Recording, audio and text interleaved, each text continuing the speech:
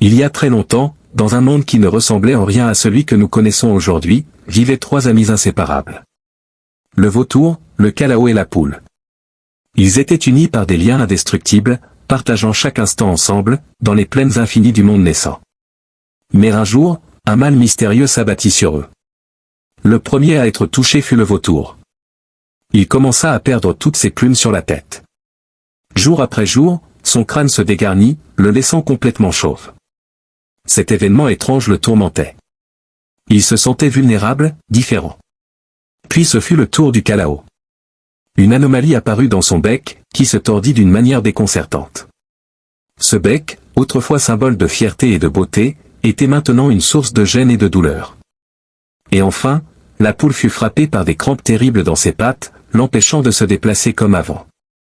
Elle, qui aimait tant explorer et picorer librement, se retrouvait clouée au sol, impuissante. Tous trois, abattus par ces mots, espéraient une guérison. Ils chantèrent ensemble, dans l'espoir que Dieu, qui veillait sur le monde d'en haut, les entendrait.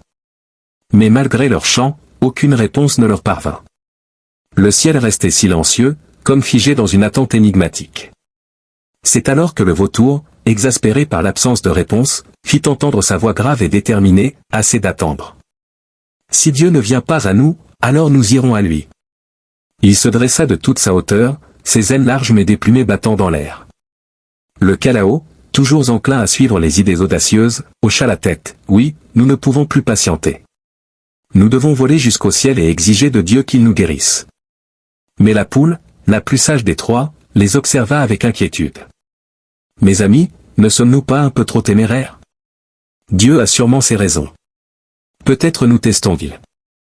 Si nous montons au ciel, nous risquons de le fâcher. Pourquoi ne pas attendre encore un peu, faire preuve de patience et de foi? Le vautour et le calao, déjà emportés par leur frustration, refusèrent d'écouter la prudente poule. Leurs esprits étaient déjà tournés vers le ciel infini. Ils prirent ensemble leur envol, battant des ailes avec une force désespérée. Tandis que le vautour et le calao montaient toujours plus haut, la poule resta à terre. Elle savait que voler jusqu'au ciel n'était pas sa place. Alors, elle continua à chanter, non plus dans l'espoir que Dieu la guérisse rapidement, mais pour exprimer sa gratitude, sa patience et sa foi. Pendant ce temps, dans les airs, le vautour et le calao volaient sans relâche. Plus ils montaient, plus le vent devenait froid et rare. Le ciel s'assombrissait autour d'eux, et pourtant, ils ne voyaient ni Dieu, ni aucun signe de guérison. Seuls, perdus dans les cieux, ils commencèrent à douter. Mais ils étaient trop loin pour rebrousser chemin. C'est alors que quelque chose d'inattendu se produisit. La terre se mit à briller légèrement autour de la poule. Le ciel, autrefois silencieux, sembla s'ouvrir pour laisser passer un rayon de lumière. Dieu descendit enfin, touché par la patience et l'humilité de la poule. « Tu as su attendre, dit Dieu d'une voix bienveillante. Et ta foi n'a pas vacillé. Je te guéris. » À cet instant, les crampes qui immobilisaient la poule disparurent. Ses pattes retrouvèrent leur vigueur, et elle put marcher de nouveau avec aisance et légèreté. Pendant ce temps, dans les cieux, le vautour et le calao étaient encore à la recherche de Dieu, volant toujours plus haut, aveuglés par leur impatience. Depuis ce jour, le vautour est resté chauve, et le calao garde son bec tordu. Il continue de planer dans le ciel, à la recherche de Dieu, sans jamais le trouver. Leur quête, sans fin, est devenue leur destin.